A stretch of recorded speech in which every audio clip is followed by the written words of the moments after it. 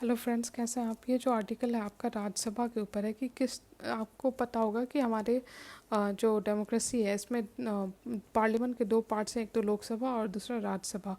तो राज्यसभा जो है उसका इम्पोर्टेंस क्या है। तो राज्यसभा आपको पता है इसका ओरिजिन जो है वो मॉन्टेगू चेम्सफोर्ड रिफॉर्म जो हुआ रिपोर्ट हुआ था 1918 का, वहाँ से स्टार्ट होता है। फिर government of India act of 1919 ने इसको फॉर्मली क्रिएट किया, ठीक है। और इसमें मोस्टली नॉमिनेटेड मेंबर्स थे उस समय।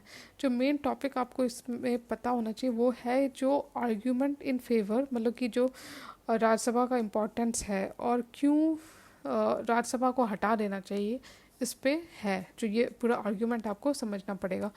समझना होगा कि फेवर में तो पहला पॉइंट ये होगा कि एक सेफ्टी वेल्व की तरह काम करता है कि इंडिया एक फेडरल सिस्टम है, फिर जहाँ पे सेंटर भी है और स्टेट भी है। तो स्टेट के जो रिप्रेजेंटेटिव है वो राज्यसभा जाते हैं, और इसलिए भी जरूरी है कि वो जो फेडरलिज्म का जो पूरा बैलेंस है उसको मेंटेन करने के लिए Rajya Sabha as a second chamber important है। दूसरा है कि रिव्यू और इवेल्युएशन रोल। कई बार क्या होता है कि लोकसभा से कई सारे बिल जल्दबाजी में पास किए जाते हैं और राज्यसभा में जाकर उस पर हो सकता है फिर से डिस्कशन हो, डिबेट हो, या कोई नई बात उसमें चेंज लाया जाए।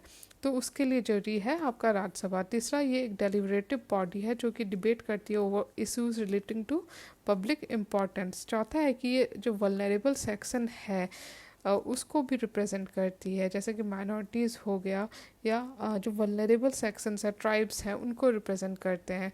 फिर नेक्स्ट है कि एक्सपर्ट्स जो है 12 मेंबर्स जो नॉमिनेट करते हैं प्रेसिडेंट ऑफ इंडिया, वो अलग अलग इस फील्ड से होते हैं और अपने साथ साथ अपना रिसोर्स, अपना नॉलेज, अपना टैलेंट भी लाते हैं टू पार्लियामेंट।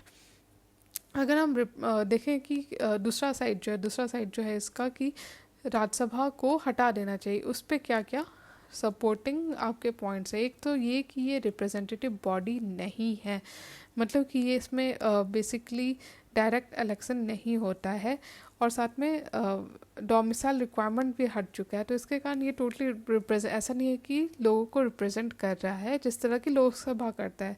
दूसरा कि इसमें देखा गया कि लो अटेंडेंस का भी एक प्रॉब्लम देखा गया, specially in relation to the nominated members. तीसरा है डिलेड लेजिस्लेशन की।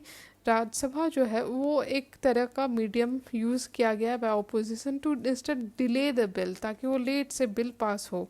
चौथा है कि डिक्रीज प्रोडक्टिविटी, मतलब कि लोकसभा हो या राज्यसभा, दोनों में हमें बहुत ज़्यादा डिस्ट्रप्शन देखा जाता है और प्रोसीडिंग सही तरीके से नहीं होती, सिटिंग सही तरीके से नहीं होते, और इसके कारण प्रोडक्टिविटी घटती है। नेक्स्ट है कि जो राज्यसभा है, कई सारे जैसे मनी बिल, उस पर राज्यसभा कोई एक्शन नहीं ले सकती। तो कई बार राज्यसभा को ओवरपास करने के लिए मनी बिल के नाम पे बिल्स लाए जाते हैं, जैसे आधार ही हो गया, उसको मनी बिल बना के लाया गया ताकि राज्यसभा में उससे नहीं रोक पाया जाए। तो उसी तरह आधार एक्ट हो गया, जैसे मैंने बताया। तो वे फॉरवर्ड में वही है कि हम सोच सकते हैं कि हम जितने स्टेट्स हैं उनको इक्वल रिप्रेजेंटेशन दें। दूसरा, जो इलेक्शन है वो डायरेक्टली इलेक्ट किए जा सकते हैं by the citizen of state.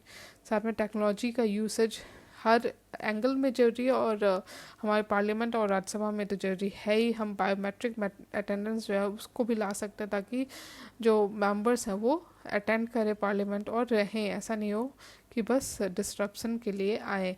Next है कि पार्लियामेंट प्रोडक्टिविटी बिल जो है 2017 का, ये जो है इस्टेब्लिश करता है of an effective system to prevent and address decline in productivity. उसी तरह हम फिक्स नंबर भी सेट कर सकते हैं कि इतना दिन आपको करना ही होगा, फंक्शन करेगा ही राज्यसभा। और साथ में जो national commission of review of working of the constitution था, ये जो कमेटी थी, इसने भी रिकमेंड किया था कि हम 100 दिन मिनिमम रखें। और साथ में नॉमिनेशन का जो प्रोसेस है उसको भी और ज़्यादा इम्प्रूव करके हम क्वालिटी ऑफ डिस्कशन भी जो है वो बेटर कर सकते हैं। तो इस तरह से हमने समझा राज्यसभा के ऊपर। आई होप आपको वीडियो अच्छा लग रहा है। अगर अच्छा लग रहा है तो प्लीज़ लाइक कीजिए और मेरे चैनल को सब्सक्राइब कीजिए। Thank you.